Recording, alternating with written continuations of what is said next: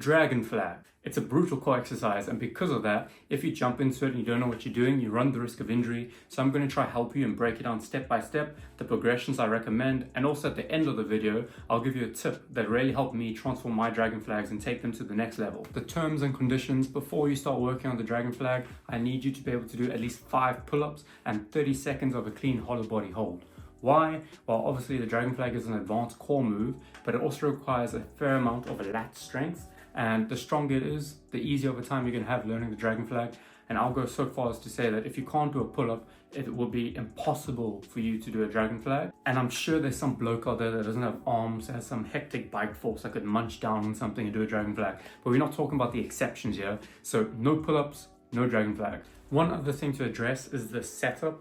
Now you can do a dragon flag holding onto a bar, a pole, a bench. I mean, hell, I used my girlfriend's feet the other day. Just make sure it's stable and that it can anchor you into place. And then as a rule of thumb for beginners, don't go with straight arms. It's going to make it so much harder. So try find a sweet spot where it feels like you can use your pulling muscles optimally. The first progression I have for you is the good old classic straight leg raises with a pike at the top. And I want you to be able to do them controlled. And I want you to be able to do 15 of these bad boys in a single set, because it's a good exercise to see if your core is actually strong enough to stop your lower back from coming into play. So if you start feeling your lower back, rather just rest a couple minutes and then come back to it. Progression number 2 works off of progression number 1, and it's pike negatives. So the top of that pike position, we're going to try come down as slow as we can, but we're not going to let our feet drift out in front of our hips. So imagine there's a line up where your hips are, and now your feet are either going to stay in line with your hips or slightly behind, but don't let them drift out in front. And I want you to try to do 6 reps as slow as you can. And a lot of people find progression number 1 and 2 very simple, but it's crucial that you nail them down. So it just shows that you have the control of your body necessary to start attacking progression number 3. Progression number 3 is where people really start struggling, and it's the advanced tuck dragon flag. And to get into the position, this is what I like to do. Start at the top of the pike, then bring your knees all the way into your chest. Bend as much as you can at the knee, and then keeping that bend, slowly let your knees drift away from your chest so that your heels are almost in line with your glutes and your back. Holding that shape, I want you to try come down as slow as you can and do a negative all the way down to the bottom. At this point, you can also really start trying to feel your lats and your arms working and develop the mind-muscle connection.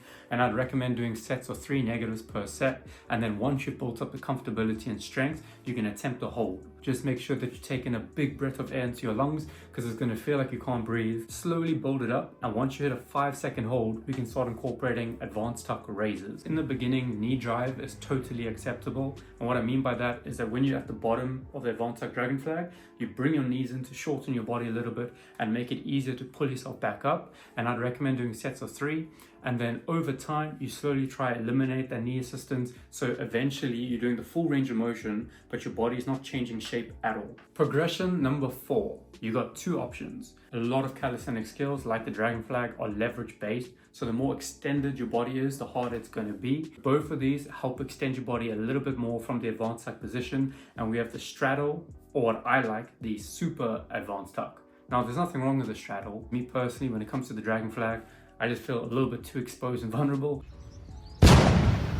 So I don't like doing it. I prefer to do the super advanced tuck, but to each their own. For the super advanced tuck, all you're doing is taking the advanced tuck and decreasing the bend at the knee. So just let your feet dangle out there a little bit further. It's going to extend your body and make the dragon flag harder to hold. And then you go through that entire process from before. So you start with negatives. Once you feel strong enough, you can attempt holds. Once you build up to around a 5-second hold, you can start doing super advanced tuck raises with a bit of knee assistance, so where you shorten your body on the way up, and then over time remove the knee assistance. So at the end, you're doing advanced tuck super raises, super advanced tuck raises, but your body's not changing shape at all. The last step is the holy grail, the dragon flag itself, full version. For this, you need to be hyped, you need to be psyched. The big difference between the full dragon flag and all the previous progressions is that your quads, your glutes, and your lower back come in a major way. So what I need you to do, take a few deep breaths, really feel the oxygen, feel the blood pumping through your body, then go to the top of that pike position and fight with every fiber of your being. Squeeze your quads, squeeze your glutes, squeeze your core,